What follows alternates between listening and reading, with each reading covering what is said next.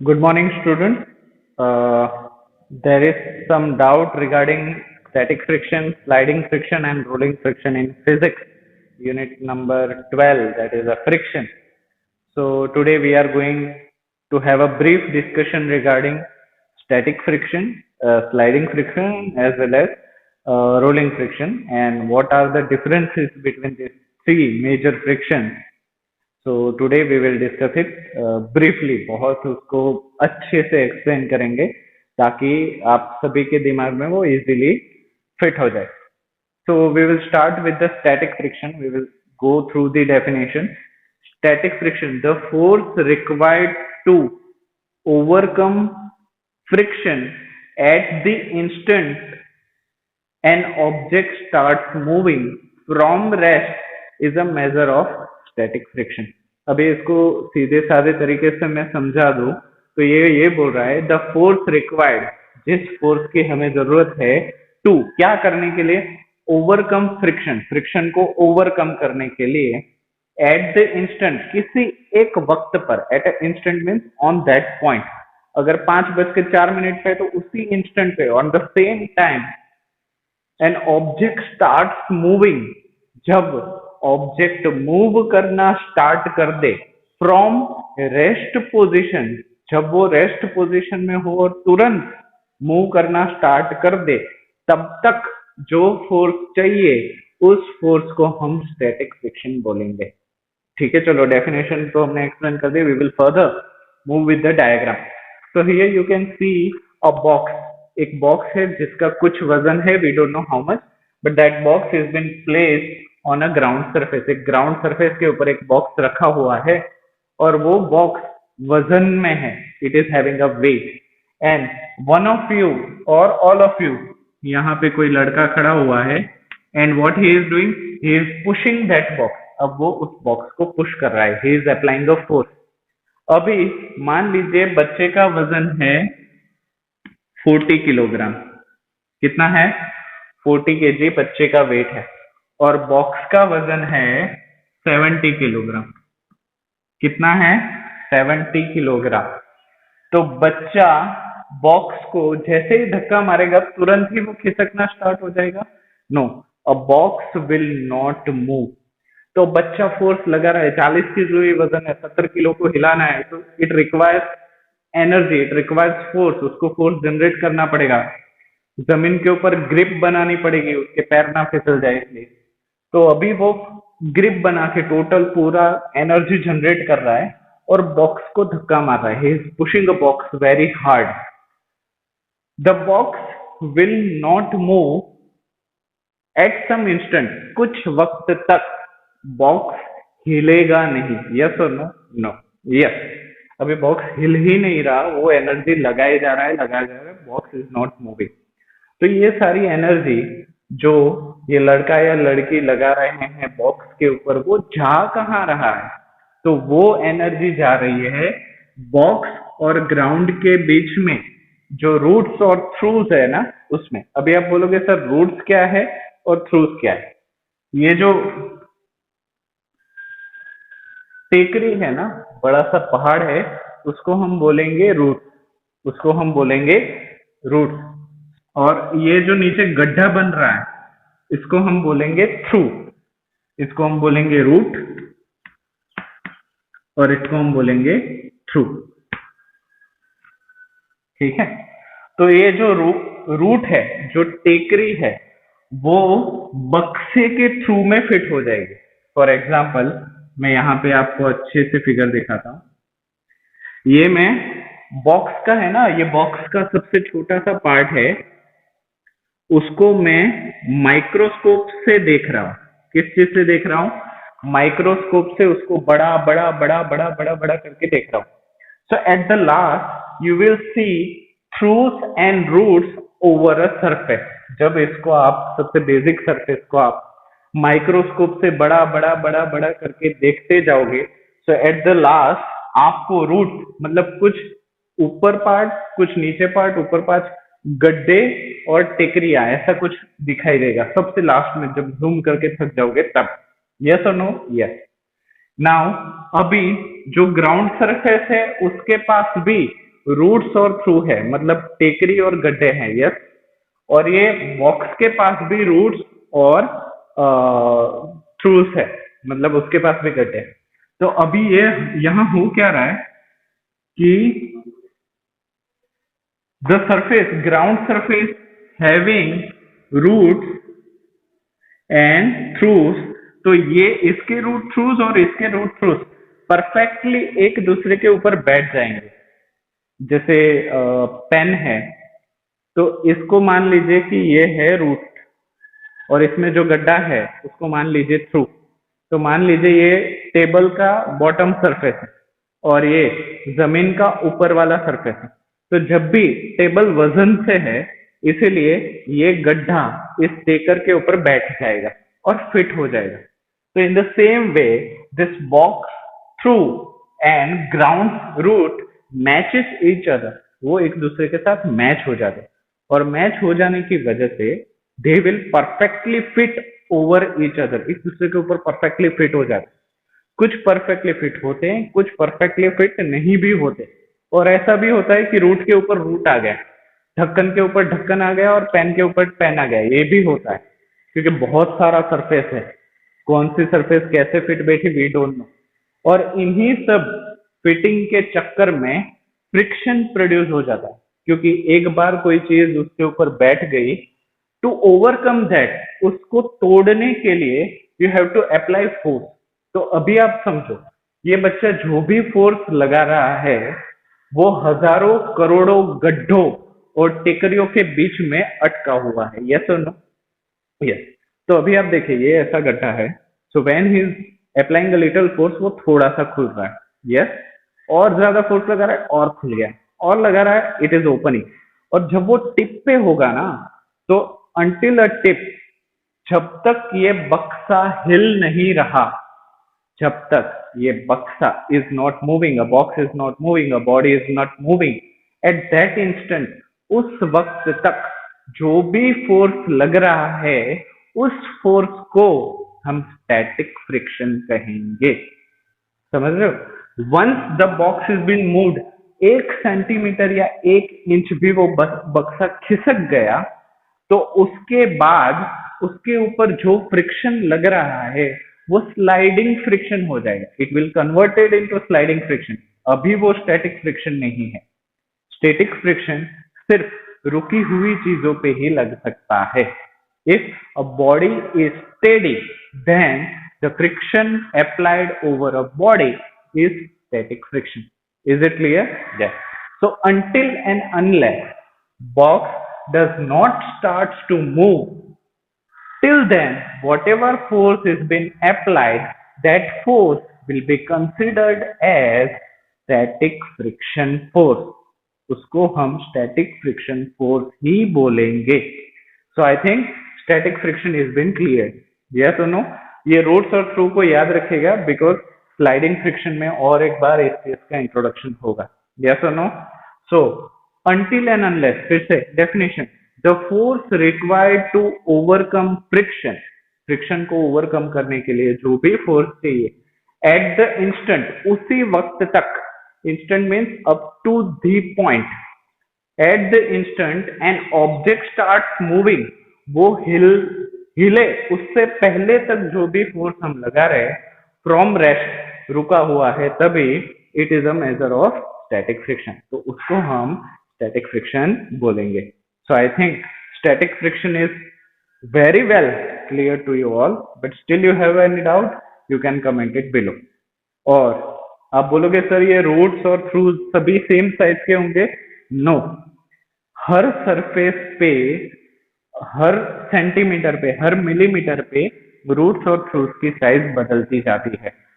आप देखोगे कि रबर और रोड के बीच में रूट्स और थ्रू बहुत बड़े बड़े होते हैं, इसी वजह से रोड और टायर के बीच सबसे ज्यादा फ्रिक्शन लगता है। इन the same way carrom board और कैरम स्ट्राइकर के बीच में रूट्स और थ्रूस बहुत छोटे छोटे होते हैं, तो उस छोटे छोटे रूट्स और थ्रू होने की वजह से स्ट्राइकर कैरम के ऊपर स्लाइड कर पाता है, because there is a less static friction. Carrom के ऊपर स्ट्राइकर को पुश करने के लिए उतना ज्यादा फोर्स नहीं लगाना पड़ता। बट अगर टेबल को रोड के ऊपर खिसकाना हो तो आप मर जाओगे, yes no, because static friction is directly connected with roots and trough. Surface पे लगे हुए छोटे छोटे गड्ढे और छोटी छोटी टेकरियां जब एक दूसरे के ऊपर बैठ जाते हैं तो उसको हिलाने के लिए बहुत सारा फोर्स लगता है और उसी फोर्स को हम स्टैटिक फ्रिक्शन बोलते हैं। Okay, so now we are moving for a sliding friction. Now we are moving on to the sliding friction. Let us start with the definition. The definition says when the box starts sliding, as we already know in the last previous case, until and unless box doesn't move, the energy stored by the box or the friction offered between the box and a surface. बहुत सारी तरीके से definition को लिख सकते हो. There is not necessary कि एक ही type से लिखना है. But let us say the friction offered between a body, between a box and a ground is known as a static friction that we have discussed.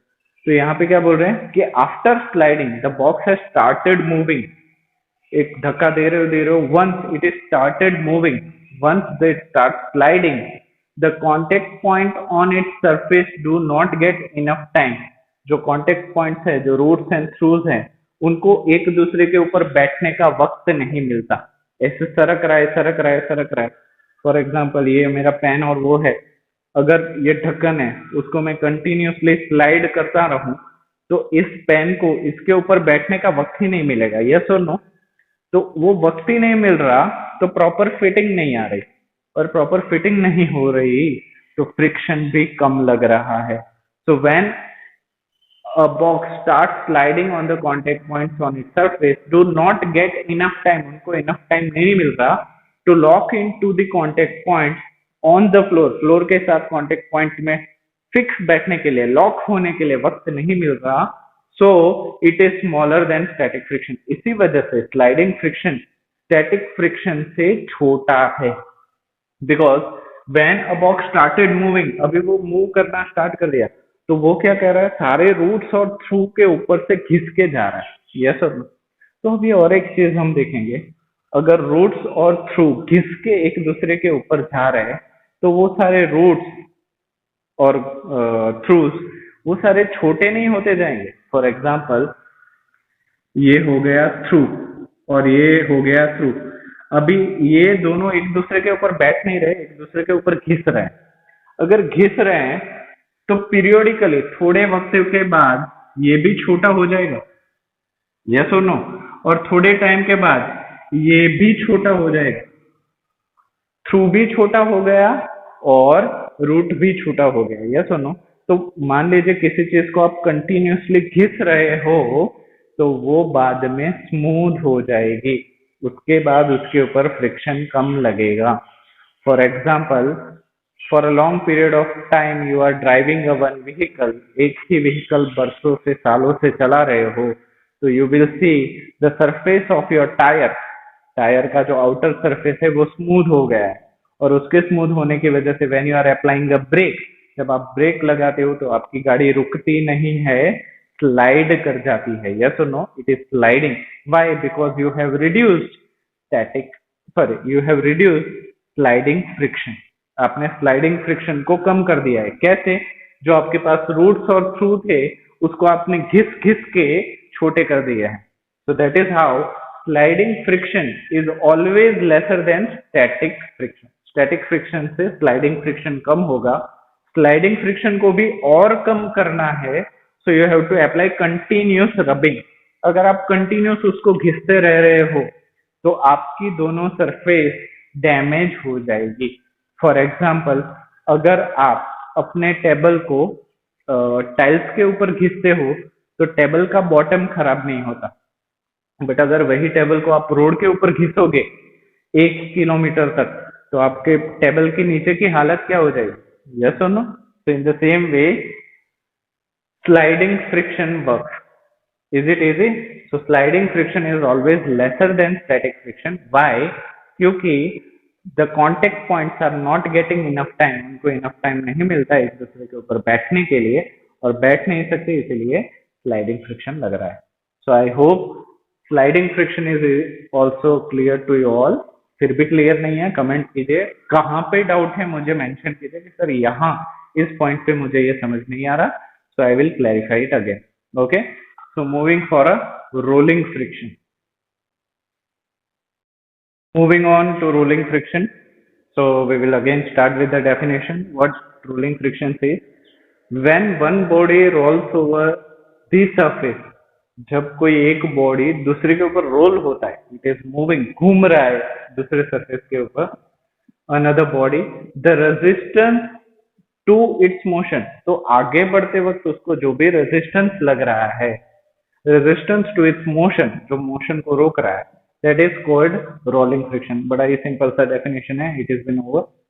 तो rolling friction है कि जब भी कोई एक बॉडी दूसरे बॉडी के ऊपर रोल कर रहा है और रोल करते वक्त उसके मोशन को जो भी रेजिस्टेंस लग रहा है, जो भी रुकावटें आ रही है, उसको हम बोलेंगे रोलिंग फ्रिक्शन. नाउ हम उसको डीप मीनिंग में समझेंगे कि रोलिंग फ्रिक्शन कैसे है और एक्चुअली वर्क कैसे करता है. सो कंसिडर, हमने साइकिल का आगे वाला पहिया ले लिया है, the front wheel, and that is moving in this direction. अभी ये साइकिल का आगे वाला पहिया इस डायरेक्शन में चल रहा है, ग्राउंड के ऊपर या रोड के ऊपर you are riding your bicycle and it is your front wheel. तो यहाँ पे फ्रिक्शन कैसे लगेगा उसको देखने के लिए हमें पहिए को जूम इन, ये जो साइकिल का बॉटम सरफेस है और ग्राउंड का अपर सरफेस है, उसको हम माइक्रोस्कोपिक लेवल पे जूम कर रहे हैं. कौन से लेवल पे? माइक्रोस्कोपिक, मतलब चींटी भी हाथी लगे उतना जूम करना है. सो इसको हम जूम करते जूम करते. So we will see something like this, yes or no. तो एज यू कैन सी कि इरेगुलरिटी तो हर सरफेस पे होती है. Roots and troughs are been seen in each and every surface. दुनिया में जो भी चीजें हैं, रूट्स और थ्रूज तो उस पे है ही, इरेगुलरिटीज है, कोई भी सीधी सपाट चीज दुनिया में देखने को नहीं मिलती. So when you are microscopically, बहुत ही छोटे लेवल पे इसको जूम करते हो, सो यू विल सी कि wheels also do have a roots and troughs. Wheel के पास भी रूट्स एंड थ्रूज है और ग्राउंड के पास भी रूट्स एंड थ्रूज है. बट यहाँ पे कंडीशन क्या हो रही है? When a wheel is rolling, तो अभी रोल हो रहा है ना, तो बड़ा इंटरेस्टिंग पॉइंट है. ये हो गया आपका थ्रू, ये गया आ गया आपका root. So when a cycle is rolling, तो सपोज कीजिए कि ये साइकिल है, रोल कर रही है ऐसे. Are you getting my point? ये सर्कल बना रही है और ये आपका ग्राउंड है. तो जैसे ही आपकी साइकिल रोल हो रही है, वो इसके अंदर घुसा और साइकिल जैसे ही आगे बढ़ गई तो इसके ऊपर से फिर से निकल गया. इन the same way all the irregularities, वो रूट्स में बैठ रही है और जैसे बैठ रही है वैसे ही निकल रही है. Yes or no? तो यहाँ पे जो रूट्स और थ्रू है उसको हमें तोड़ना नहीं पड़ा, सिर्फ हमने बिठाया और निकाल लिया. जैसे हम इस पेन में कर रहे हैं, ढक्कन के अंदर पेन को डाला और निकाल लिया, डाला और निकाल लिया. In the same way, if the friction offered between a wheel and a road is such that you are not breaking roots and throughs, आप roots और throughs, irregularities को तोड़ नहीं रहे हो. किस में हम तोड़ रहे थे? सिर्फ स्लाइडिंग फ्रिक्शन में रूट्स और थ्रूज को तोड़ रहे थे. स्टैटिक फ्रिक्शन में तो हमारी ताकत ही नहीं थी कि उसको हम तोड़ पाए. Yes or no? In sliding friction you are breaking roots and troughs of the surface. Whereas in rolling friction you are acting smarter, आप स्मार्ट डिसीजन ले रहे हो. कैसे? कि रूट्स और थ्रू को तोड़ना क्यों है, उसके अंदर डालेंगे और उसके बाद निकाल देंगे. और इस डालने और निकालने के चक्कर में we have designed a wheel, हमने सबसे पहले व्हील इन्वेंट किया था और उस व्हील इन्वेंशन की वजह से हमारी पूरी लाइफ ही बदल गई. The human history is been change. अभी आप जो भी देखो, जहां पे भी देखो, you are seeing a wheel. क्यों?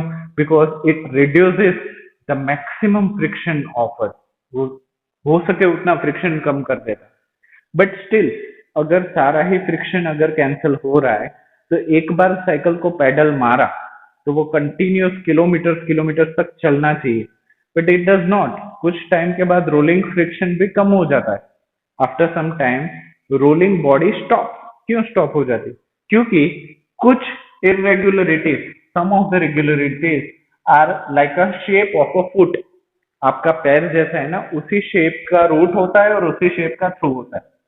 तो क्या होता है? व्हेन इट इज सिटिंग, जब ये पैर इस जूते में जाएगा तो अंदर तो चला जाएगा, पर बाहर निकलते वक्त उसको ये जूते का आगे का पार्ट तोड़ना पड़ेगा. Yes or no? So in the same way कुछ इरेगुलरिटीज वैसी होती है कि सिंगल लॉक्ड होती है, अंदर तो चला गया, बाहर निकलने के लिए तोड़ना पड़ेगा. So that is the resistance, that is the friction, is only friction which is been applicable on the rolling friction. इसी वजह से साइकिल है, टायर, कार्स हैं, ऑटोमोबाइल्स हैं, वो कुछ डिस्टेंस के बाद रोल करने के बाद रुक जाते हैं क्योंकि वो लॉक कर देता है उसको. सो that is how rolling friction work. But ये डेप्थ कॉन्सेप्ट है, समझने के लिए ठीक है, but definition only you have to write for exam purpose. More than that you don't have to explain anything. ना ही फिगर बनाना है, ना ही समझाना है. But to understanding purpose, for doubt purpose, it is well and good, but not more than that is required. So only the definition is required. So I think static friction, sliding friction and rolling friction, I think all of you have understood. And if you have any doubt still, उसको indicate कीजिए कि sir इस point पे I am not getting your point, so I will clarify you again. Okay, till then thank you so much and revise well.